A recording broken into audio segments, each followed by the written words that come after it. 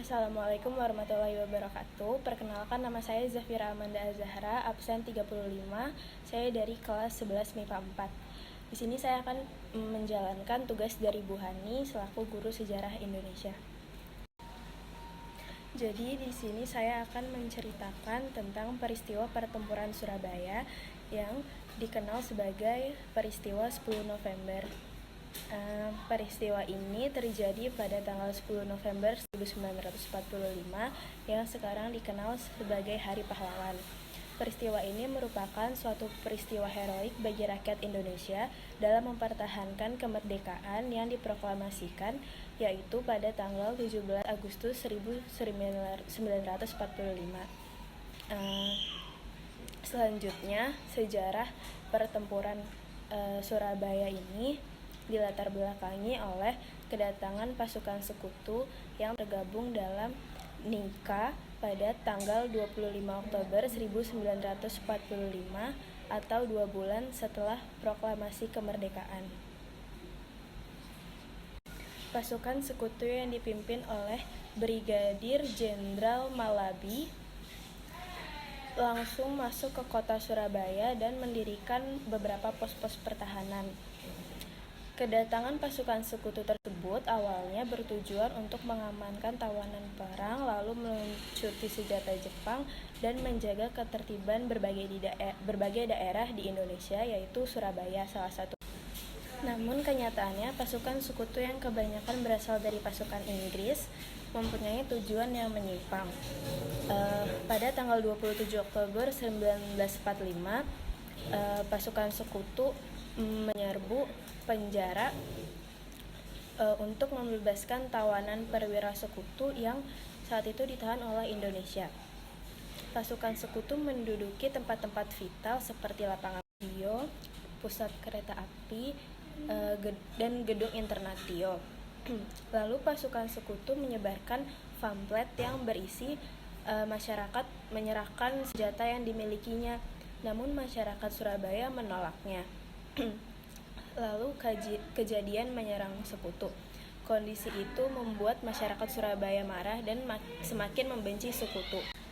Pada 28 Oktober 1945, pejuang Indonesia menyerang pos-pos perlawanan. Lalu aspirasi perlawanan terhadap sekutu dikumandangkan oleh Bung Tomo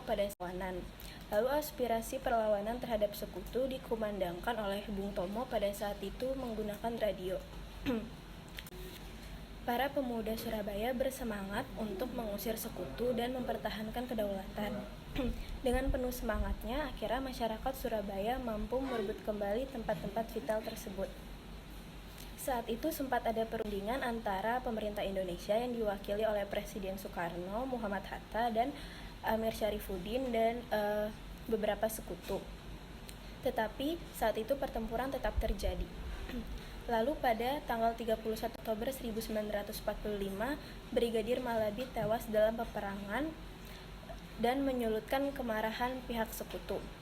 Pihak sekutu memperingatkan masyarakat Indonesia untuk menyerah karena jika tidak akan dihancurkan. Namun masyarakat Surabaya tidak mau menuruti tuntutan pihak sekutu karena masyarakat Surabaya tidak mau menyerah. Lalu puncak perang Surabaya ini di mana terjadi pada tanggal 10 November 1945 di pagi hari.